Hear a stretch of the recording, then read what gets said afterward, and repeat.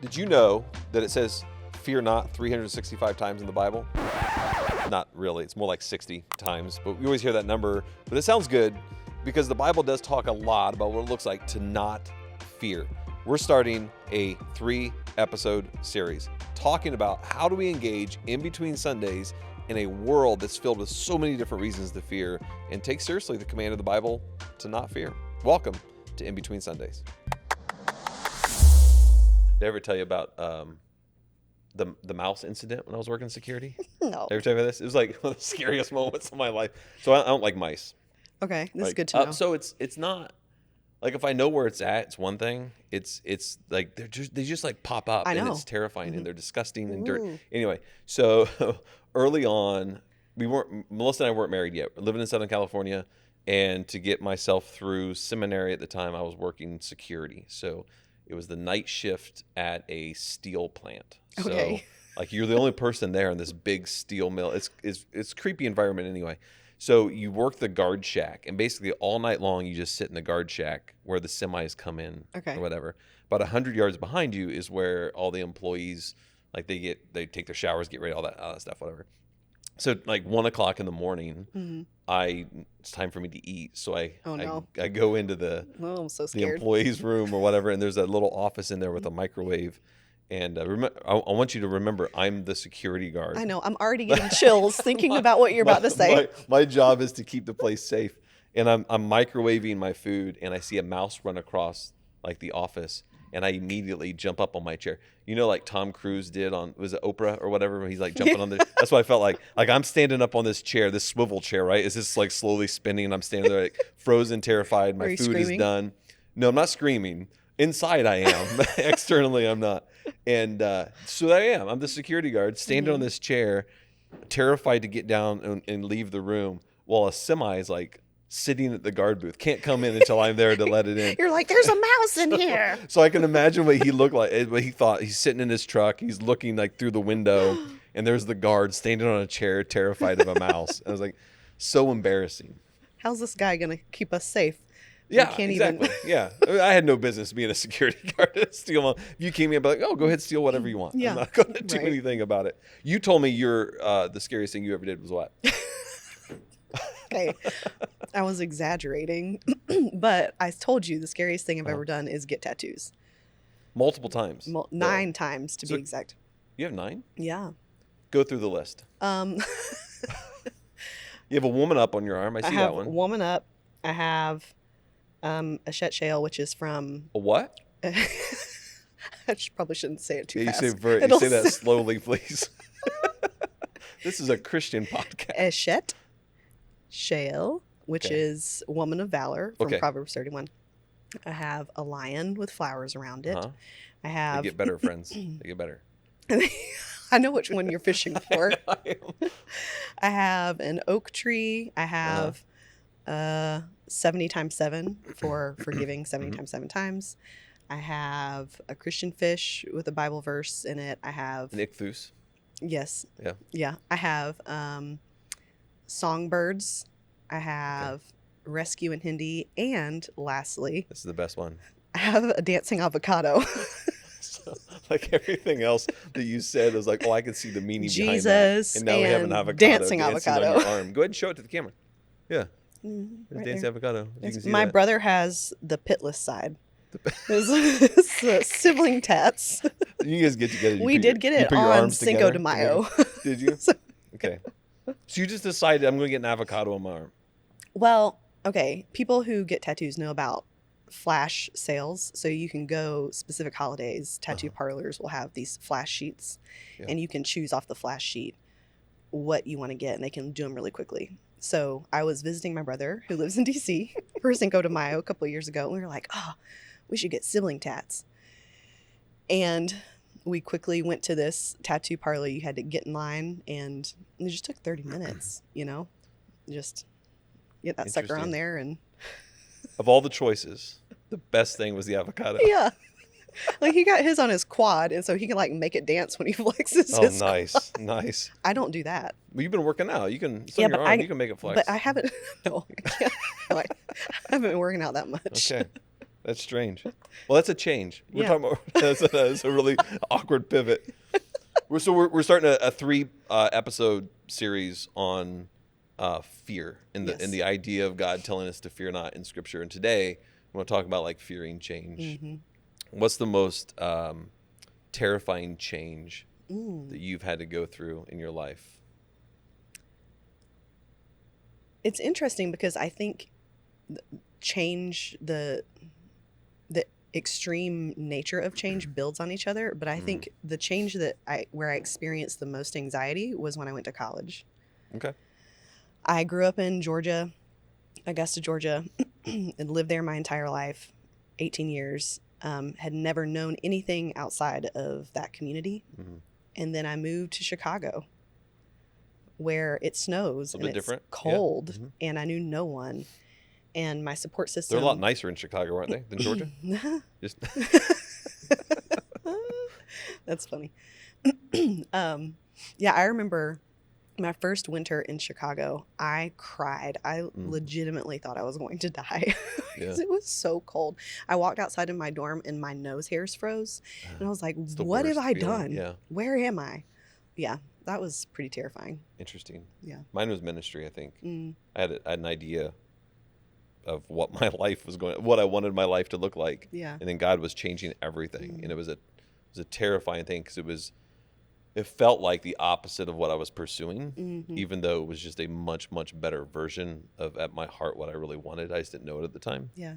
So it's why, wrestled for a great deal of time. Because what were you pursuing before ministry? Well, I was in broadcasting, so I wanted to just own TV stations. And I always say, Making I wanted to be the next Matt Lauer, but I want to be the next non-perverted Matt Lauer. Yes. Yeah. But the Today Show, all those things, it's the houses, the cars, the money, all that stuff too that went with it. And at the end of the day, what God was calling me to was not success but significance, and not the women but a woman, and a wife and kids, and not like the multi-million-dollar home, but a home with a family. And so like all those things that I really wanted at my core, God was actually inviting me into. Yeah. But it sure didn't feel that way at the time. What was scary? What was the scariest thing about it for you?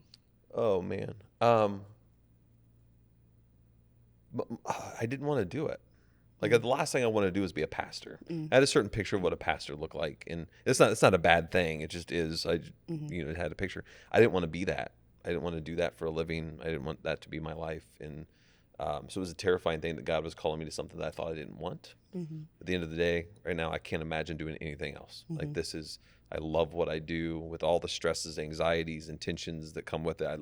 I absolutely love what God has called me into. But in the moment, you don't see that. You know that. You don't see what God's actually calling you into in the moment. He's like, I just want you to take a step. And eventually, we're going to get you to a place that I want you. And you actually, at your heart, when you follow me, want to be in. Yeah. But that's the difficulty of change. Yeah. Is that God doesn't always reveal the whole journey. It's a step here and there. And we live in a world filled with change. Yeah. I was looking it up the other day. It says the average person changes jobs 12 times during their career. Okay, yeah, that fits. Did you just do the math on how many times I've changed jobs? Yeah. Okay. Yeah, not even places of employment, but just jobs in general. You've had a couple here. Yeah. Like even in the shifts and adjustments. Yeah. In just the time I've been at 2. Yeah. And those are all positive changes, I hope, for you. Yeah. We'll talk about that as we go along in the conversation. 40 million Americans move every year. Most people experience major life transitions every 7 to 10 years. Like something significant happens in their life. And if you think about like just the life of like getting married, having kids graduating, it all makes sense. Like every 7 to 10 years, there's something significant happening in your life. Technology change, just the pace of technology change.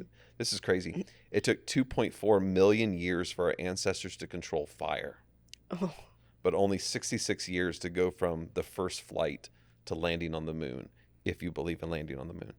No, sorry. That's a different podcast.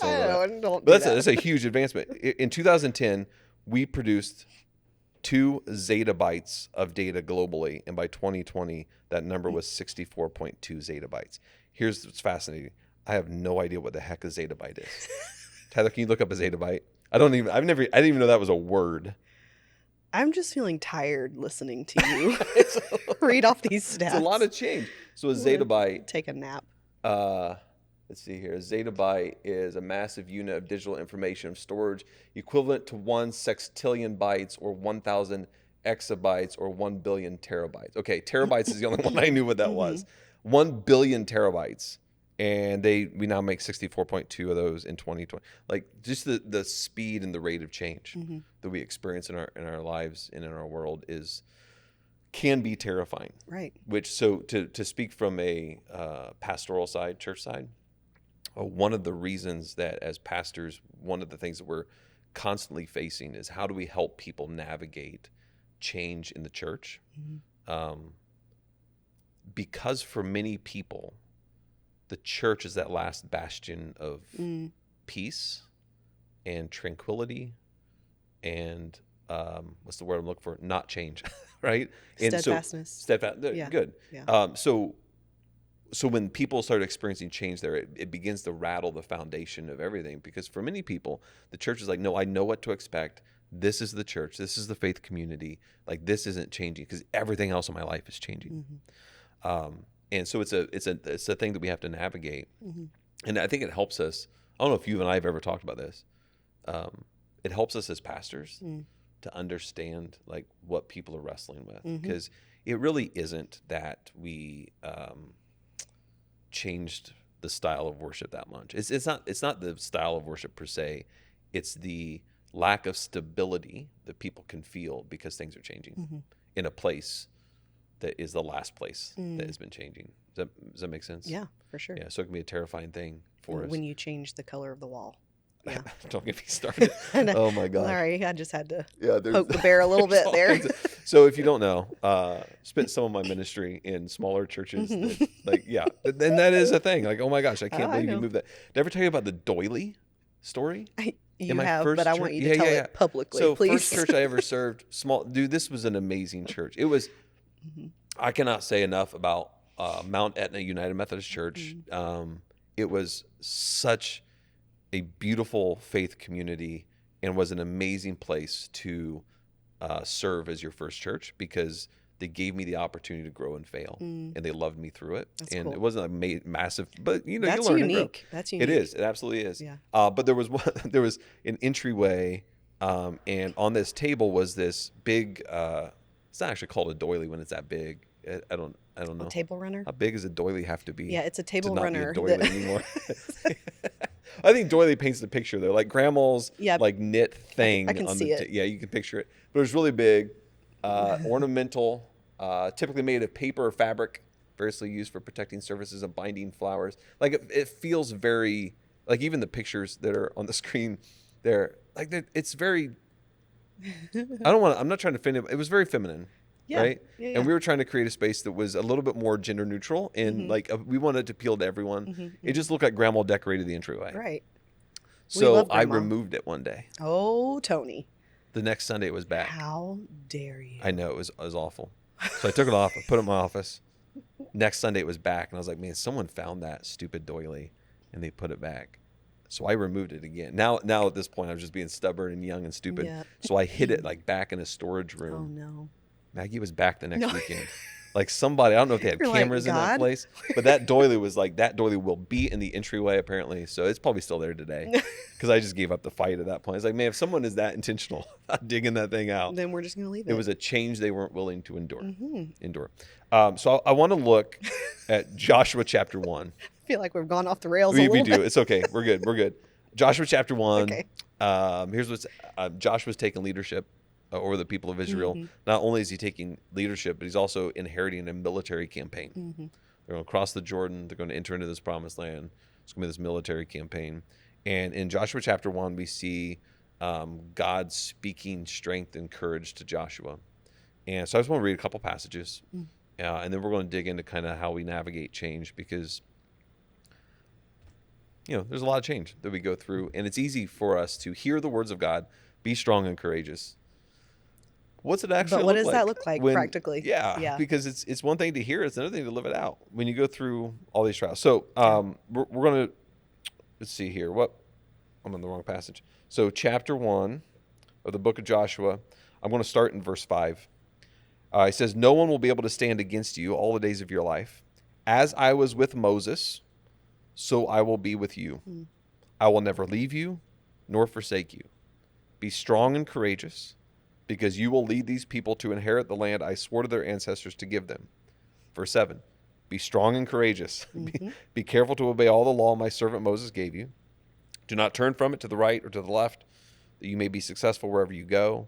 Keep this book of the law always in your lips. Meditate on it day and night, so that you may be careful to do everything written in it. Then you will be prosperous and successful. Have I not commanded you? A third time. Be strong and courageous.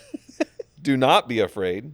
Do not be discouraged, for the Lord your God will be with you wherever you go. And if we skip down to verse 18, he says it again. Just for good measure, the fourth time, whoever rebels against your word and does not obey it, whatever you may command them will be put to death. Only be strong and courageous. There's something to be said for the number of times that God feels like he has to say those words. What do you think God wants from Joshua in this passage? Strength is one. Maybe also courage. Maybe also courage. Super important. Joshua's stepping into think about the role that he's stepping into. Mm-hmm. It's a big deal. He's stepping into some big old shoes. Mm-hmm. Like the biggest shoes you can imagine. Yeah. After years of being Moses' assistant. Yeah. That's a pretty big leap. Absolutely. Promotion. Yeah. Hey, Tyler, what's the biggest shoes ever made? Oh my gosh. Sorry. I'm just curious because, we are a world that makes some really dumb big things. 20 feet. Someone made a shoe that measures 20 feet, 11.97 inches long. That's a big old shoe. Yeah, that's not a usable shoe. Who's that for? I mean, maybe. Like, why do we do these things? That's crazy. Yeah, where's that at? Hong Kong. So, somewhere there's a tourist destination where you can go see the world record. And it's a boot. Largest shoe. That's a big old shoe. Interesting. Yeah. So maybe not that big of shoes. How big of a shoe? but definitely some of the biggest sandals that you can fill would be what Joshua's stepping into. Yeah. And I don't think God never says, here's the beautiful thing that I think we need to talk about and look into. Mm. God never says that this change is going to be easy, Joshua. Right. He just says, I will be with you. Mm-hmm, mm-hmm. And I think that's so important. Hey, remember, just as I was with Moses, Mm-hmm. I will be with you. Yeah. So be strong and courageous. The subtext is, this is going to be scary. Mm-hmm. This is going to be hard, Mm-hmm. but you can do it because I'm with you. I'm curious, Maggie. Like I know your story. I know a lot of the things that you've throughout your entire life, things you've navigated. I've told you before. I know you are filled with strength, but you're not always strong. Mm-hmm. I'm curious when you look at your story, like what's one of those moments you look back at and you know that like the only way you were able to navigate through it with strength and courage is because you knew God was with you. Oh man. I know you have a few. Yeah. Yeah. Like, what to choose from? I mean, the biggest one is the one that most of our listeners probably know about. It's September. My ex-husband was arrested. Our family fell apart. And so how to navigate putting your life back together, that required a lot of strength, obviously. But I think something that I see in Joshua's story in chapter 1 that I experienced personally for myself is it's almost like God is reminding Joshua, be strong and courageous, but also remember your strength doesn't come from you. Mm-hmm. And that's something I experienced personally was realizing I can't manifest, quote unquote, manifest strength and courage. Yeah. I have no ability within myself, just as Maggie, to have strength and courage. Mm-hmm. The strength and courage actually comes from the Holy Spirit. It comes from the witness, the presence of God. Yeah.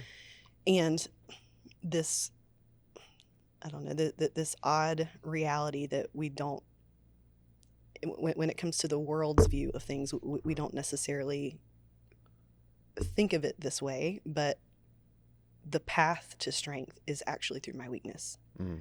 The path to strength is by saying, okay, Lord, I don't know what I'm going to do here. Yeah. And I need you to step up and step into this situation. And so I appreciate how you've said it, is that I am strong, or I experience strength, but I'm not always strong. Mm-hmm. And that's because in myself, I have no thread of strength. Yeah. It's only by sitting with the Lord and allowing him to be the strength for me and admitting that I have nothing. It's complete dependence. Mm-hmm. So, The Apostle Paul talks about this. He right. says, your grace is sufficient for me. Yeah. For when I am strong, then I am weak. Yeah. I mean, talking about like that we go through our moments of weakness, and Yeah. then those are the moments we get to rely on the strength of God. Just to speak about your story and so many other stories is, in those moments, the only reason that you're able to rely on the strength of God is because, like, that's your default mode anyway, even in good times. Yeah. And I think the same is true for Joshua. Yeah. Like, we see a guy who has been dependent upon God, has been doing his best to follow after God. Not perfect, no one is perfect, right? But doing his best to do that. So when those hard times hit and change is happening in your life, you can say, okay, I'm going to rely on the strength of God right now because I know the strength of God. Right. Just like God said, hey, remember I was with Moses. Remember everything you've seen, and I'll be with you, and I'll lead you through that. I think in looking at Joshua's story, sometimes when I have studied this passage before, have glossed over it, but I really, as we've been preparing for this series on Joshua that we're in right now, thinking about is that Joshua, the amount of time that he spent as an assistant before he became a leader, and that was a season of preparation where there was this invisible, kind of what you're talking about, this invisible building of dependence on God, so that when he got to the point where he had to fill these 26-foot long shoes, however long Whoppers. they were, these whoppers of sandals, that he could step confidently into them because he knew that before he became visible to anyone as a leader, God was faithful to him in his invisibility. Yeah. I think that's powerful. Yeah, so good. So good. So when sometimes the change that we are experiencing is actually wanted change. Because here's the crazy thing that we often forget about Joshua. Like, they've wanted this. Entire generations, they've wandered through the wilderness, longing to enter into the promised land. And God says, hey, you're the one that's going to lead them into it. But God felt like 4 times, I need to tell you, be strong and courageous. Why? Because God knew something. You were terrified, even though it's the thing that you wanted so badly in your life. Yeah. Change is scary, even when it's wanted. Right. I can go back, man, so many times in my life of things that we wanted, and it was scary. Like when we moved to Michigan, like I thought, like, we were confident this is what God was calling us into. This is what God wanted for our family. I was excited about it, being a part of 242 and leading the team here, and it was terrifying. Yeah. Because it's something new and it's something different, and there's always a part of us that's like, hey, this back here is comfortable. This up here is unknown, and the unknown is always scary. Yeah. Which is why we often resist change. And I think, Joshua could have resisted. He would have missed out on everything that God wanted for him. Yeah. Think about we're doing a series for 9 weeks on Joshua and only scratching the surface of the entirety of the story of Joshua. Right. Because he was willing to say, okay, God, I'm going to lean into you, and I'm going to be bold, I'm going to be strong and courageous to the best of my ability. Yeah. To do that. This actually, we've never had this conversation before. There are 2 significant professional shifts I've had at 242. You ready for this? Yeah. Where you had a conversation with me, and I was thinking and remembering this as we were preparing for this conversation. One was when I moved from when I started at 242, I was in Tyler's role, doing digital engagement. Yeah. And then I got promoted into communications director. And when that happened, I told you, I'm scared. I don't think that I'm scared that you've put me in a position where I'm going to be leading out of my depth. And do you remember what you said to me? I have no clue. You're like, yeah, you are out of your depth. No, I'm just kidding. That's what I was thinking. Yeah, of course you are. No, you said it's going to be okay because you're not going to be alone. We're going to be with you. And the second time was this last January. I made another shift in my role, took on a lot more responsibility. And again, I said, this is a lot. I'm scared. And you said, I get that. And I would totally understand that feeling, except I want you to know you're not going to be alone. We're going to be with you. And I think you were touching on the principle that God is saying to Joshua is, you can have courage because you're not alone. Mm.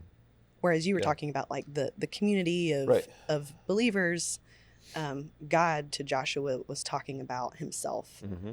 and the power of the Holy Spirit, that his courage is derived from connection. Yeah. And ours can be too. Yeah.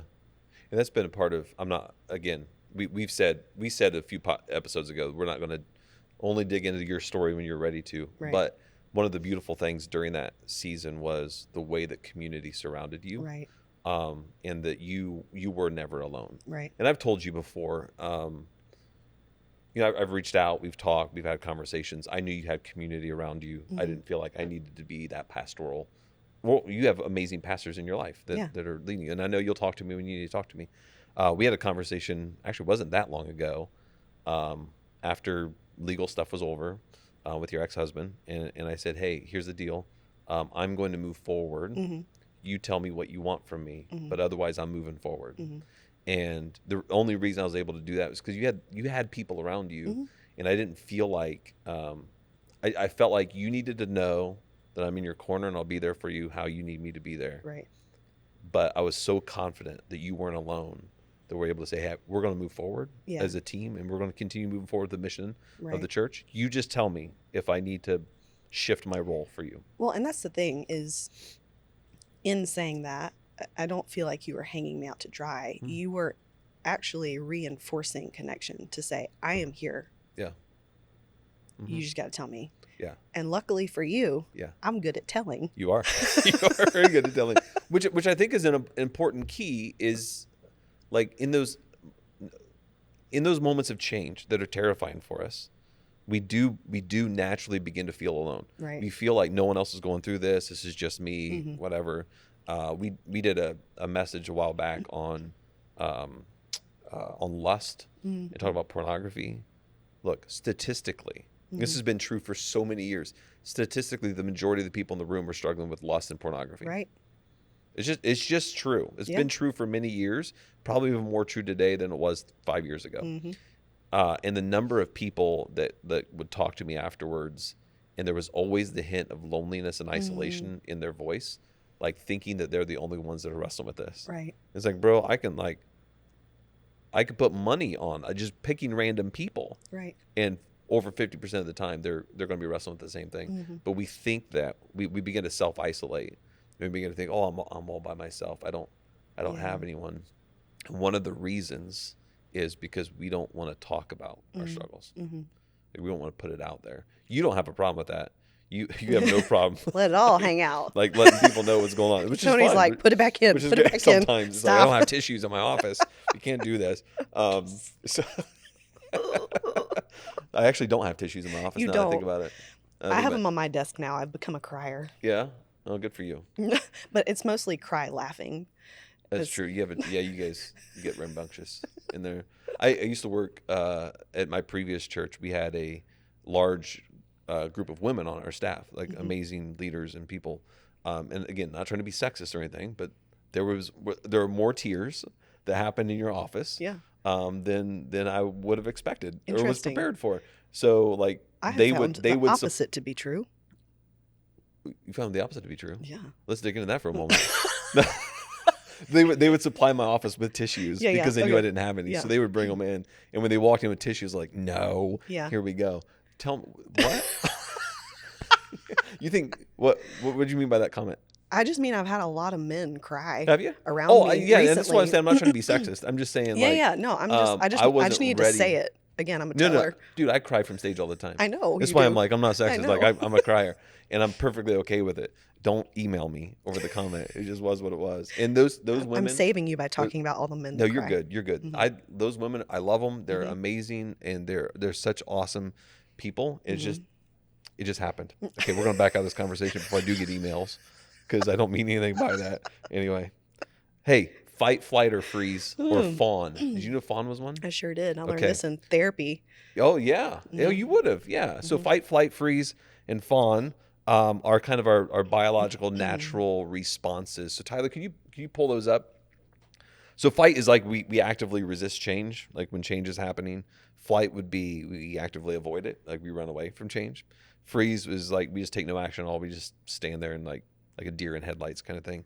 And fawn, this is a newer one that a lot of people I don't think really know that much about. Fawn is all about like immediately trying to please to avoid conflict. So my wife's in Enneagram 9, and that would be her. That's probably her default mode is to just we're gonna actually.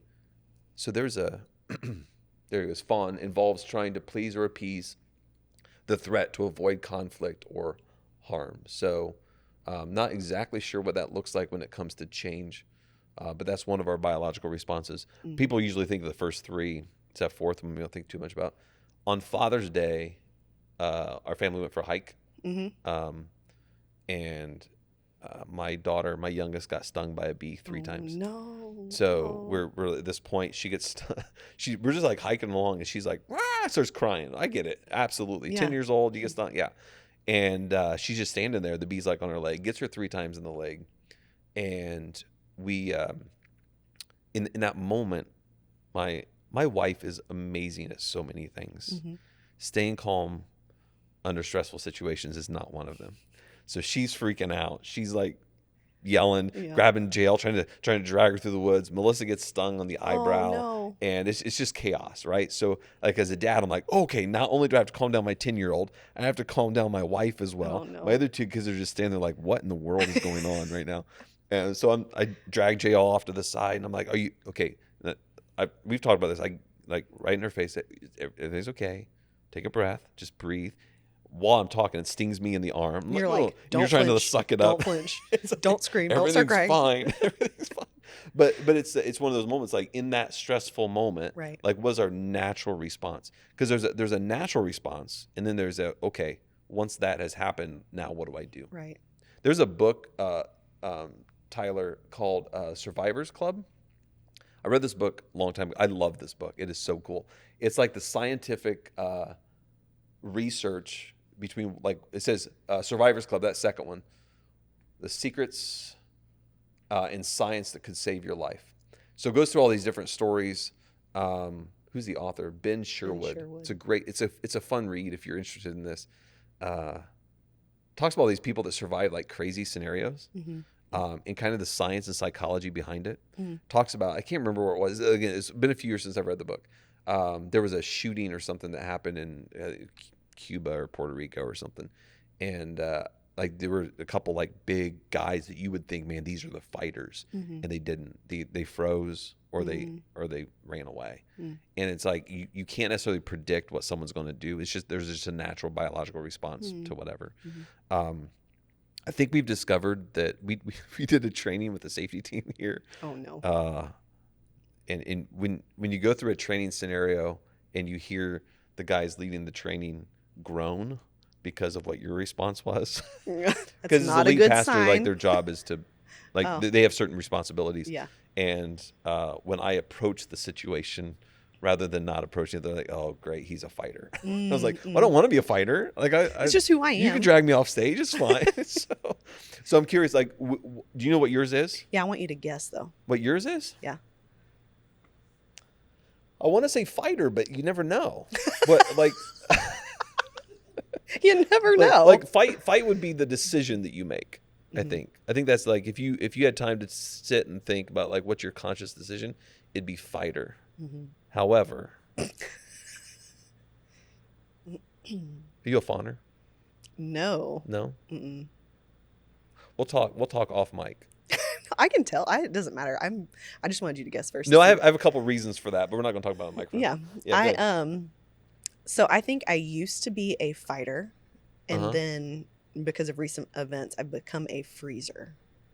I've noticed. That makes sense. I've noticed this shift in me. There was a pretty significant event in December where I reacted differently to a stressor than I normally do. Normally, I go into fight mode. Yeah. But the stressor that occurred in December, I just froze and had my first ever panic attack. Fun. On the field at the Brighton campus on a Sunday. Oh, I remember that. In the hearing about it. Yeah. middle of everybody. That was not fun. Nothing like a public panic attack Well, yeah. to get things going. So yeah, and I've seen in myself since December that trend continue, that I'm relearning how Maggie under pressure Mm. reacts now, which is different than I have ever Yeah. known myself to be. Yeah. So Interesting. don't like it. No, and it's not none of them are Yeah. bad though. Yeah. That's the thing. Like I think it's just understanding like what our reaction is, but the more important thing is what do I do next? I think it's just that it's unfamiliar to me. Yeah. And so now it's working through, like you said, what's next Yeah. now that this unfamiliar response is happening. Interesting. Mhm. It could benefit you in ministry though. Freezing? Not fighting. Oh, yeah. Sometimes fighting is not the best option when someone corners you on a Sunday and wants to get into a topic that you're like, No, thanks. fighting's not the best solution right Yeah. now. Yeah. Yeah. Interesting. Yeah. Okay. I think it really depends on the scenario and who it's with. Yeah. I think if you were to approach me on a Sunday morning, like between services, Mhm. and like come after me about something, it's probably going to be fawning or flight because it's not the time or place. Yeah. That makes sense. If you set a meeting with me and then attack me, it's probably going to be fight. Mhm. Like that. It's probably just because I'm just very aware of my surroundings. Yeah. And the surroundings are going to dictate how I respond and who I respond. Mhm. Right. So it's also different if you come after my family or my kids. That's Oh, yes. we're eights. We'll be fighters. Yeah. In those situations. If it's about me, I'll Yeah. freeze. If it you Yeah. Mhm. Yeah. So, okay. We'll Your get back thou- on change. Your mind is, I see it. I have my wheels are turning. Yeah. So it's interesting as I think through change and how we navigate change. And I mean, with Joshua's circumstance we're talking about, that's a big change. It's Yeah. a big deal to be given that kind of authority, responsibility. Mhm. So it makes sense that God says be strong and courageous. But I'm thinking about like even through little things, like how I respond to change. Like for instance, I'm holding a tablet in my hand here. Like I've always been like a very tactile pen and paper. Like that, just my brain processes better when I do it that way. Yeah. Typing my notes is not effective. When I write them, it's better. So we recently changed a few months ago away from an actual like notebook I used to carry around to the digital. So now those notes are available. They're much more effective in how I use them. But it's been months and I still like there's still my like physically resisting this setup, even though it's a beneficial change. Yeah. I'm just fighting because it's changed. And it's Yeah. like, no, I'm familiar with this other thing, even though it wasn't working. Because what was happening is I would find some notes I wrote. I was like, oh, that would have been great for the series we finished 3 months ago that I just forgot these notes were in here for. Right. Right. And I think we have this tendency when it comes to changes to fight so hard against it because we do just like the stability in our lives. But God does some amazing things in our lives, but rarely does it ever not involve change. Right. This is what transformation is. Sanctification. Yeah. Change it up. Change it up. Change me. Change me. So how do you know the difference between where God's calling you to change and where you're just restless? Oh, that's a hard question. I have while you ponder that, Yeah. like I'm naturally restless. Okay. I get That's surprising. very That's not true. That is. that's not surprising at all. Like something has to be changing in my life. Like there has to be some sort of change. The funny thing is when Melissa does most of the cooking at our home. She's much better at it. Yeah. Like when she messes with a recipe, she likes to dabble and change things up. I get frustrated Yeah. because it's the one for me. And I know why, like psychologically, that's a safe place. Like if she's going to make whatever, meatloaf and mashed potatoes, I know what to expect. And when she messes with it, it's the one area for me, it's the safe place. It's like we talk about people at church. It's a safe place. Don't mess with that. Like, because I got a lot of other things changing in my life and I like that, but this is my safety. And when you mess with that, now everything begins to like shake. But I will artificially create change in areas just because I can't handle it. My daughter gets on me because I change the setup of my office at home like every other month or whatever, just because I need some sort of change in my life. So I'm very drawn to it, Yeah. but I also like some of that's just restlessness. Mm-hmm. And differentiating between when do I just feel restless because of my wiring, Mm-hmm. and when is God actually calling me into change. Yeah. Especially as a lead pastor, that's a really important discernment to go through, Yeah. because it could just be I'm restless with something, Mm-hmm. so then I go to change it, and God's like, "What are you doing, man? It was working. Yeah. Like I don't I was reaching people, Right. and you messed with it because you were just restless." Right. So I'm curious how you navigate that. So I just remembered a statement that a friend made to me years ago before I ever moved to Michigan. I'm going to say the statement and then explain it. Okay. She said, "The enemy pushes, the Lord leads." Mm-hmm. And you could unpack that, whatever. I don't want people Mm-hmm. to read too much into that statement because you could pick apart the word push and lead, whatever.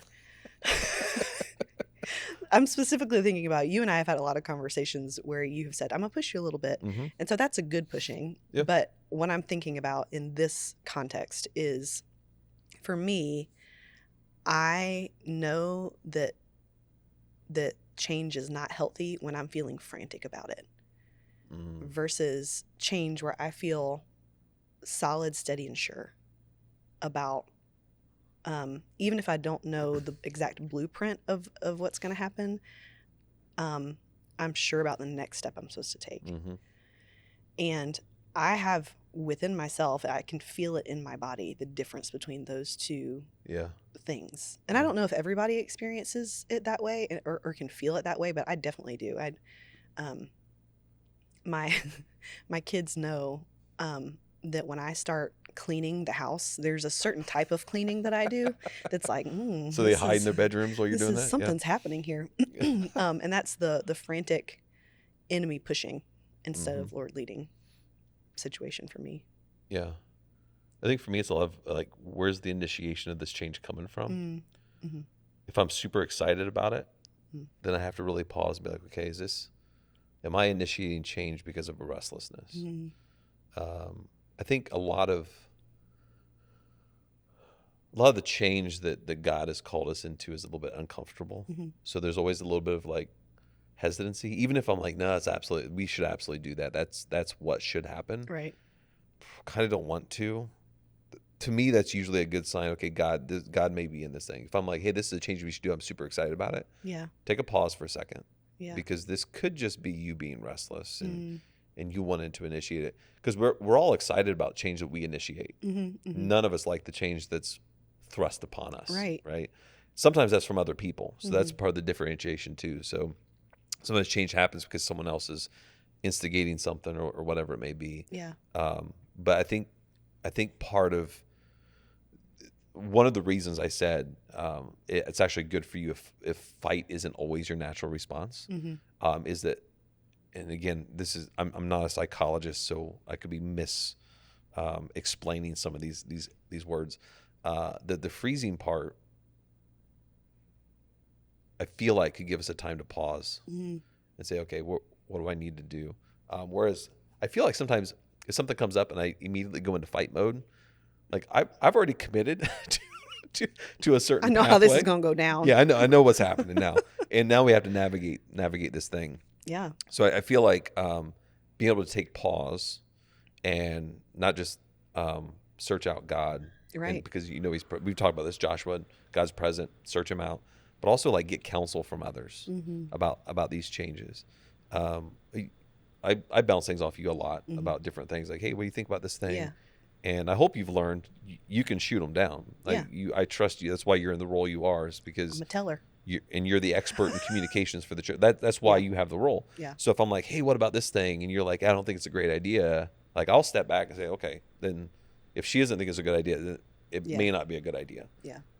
Very rarely would I ever say, no, we're going to do this anyway. And if I do, it's because I'm pretty convinced this is what God's leading us into. Yeah. Or whatever. So I think it's important to say, like, who's my community around me? And you'll see throughout Scripture, like as you dig in the Joshua story, Joshua's got people in this community, and like he's never alone. Right. I mean, God's with him, but the others are with him too. So, Yeah. and that's what he also, when you look back at, I think when Joshua would look back at the story and remember, is that Joshua was after Moses. Mm-hmm. I mean, Moses wasn't alone. Joshua was there. So it's having that community Yeah. around us. For sure. What's your last 10% on change?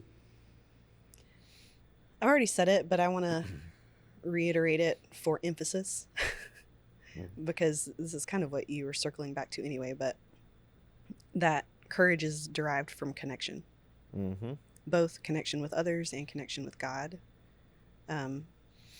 We didn't dive too deeply into this, but I feel like every time in this chapter in Joshua 1 where God says, be very strong and courageous, he then follows it with something. And the way that I read this is God saying, be very strong and courageous. Here's how to be very strong and courageous. That next sentence is how to do it. And so each of those things are God in his kindness providing connection to Joshua to say, you can be very strong and courageous because I'm here. Yeah. Because you can meditate on my law, because you have people around you. So yeah, courage is derived from connection. Good. My last 10% would be over 2 million people were affected by Joshua's courage and his strength. Yeah. And strength and courage is contagious. So is fear. Yes. And the presence of courage and strength isn't the absence of fear. It's willing to step into it and through it, even though you're afraid. So I think, like, we often think that it's either one or the other. It's always both. It's always both. Yeah. Like, God wouldn't tell him 4 times, be strong and courageous, if it wasn't for the fact that I know you're going to be afraid. He only says, do not be afraid once. He says, be strong and courageous 4 times in that passage. So I think it's remembering, like, hey, how we respond and how we lean into God actually impacts everyone around us. For Joshua, it was over 2 million people. For us, it may be, for me, my 3 kids and my wife. For you, it's your kids. Yeah. And you've absolutely learned this over the past year. Yeah. Like, your kids are going to feed off you. Yeah. And they're going to learn from you. And how we embrace change and how we lean into change with strength and courage is critically important for everyone around us. Amen. Amen. Preach that.